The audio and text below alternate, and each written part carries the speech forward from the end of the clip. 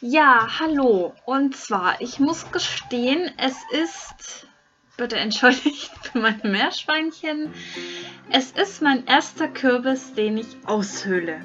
Ja, mein erster Kürbis, den ich aushöhle. Es hat Spaß gemacht. Es war auch eine andere Art von Kürbis. Man sieht da noch den Hokkaido liegen. Den habe ich mir dann als Essen gemacht und ja, das fühlt sich an wie geraspelte Karotte und sieht aus wie geriebener Käse. Ich wünsche euch viel Spaß. Bis dann, ciao!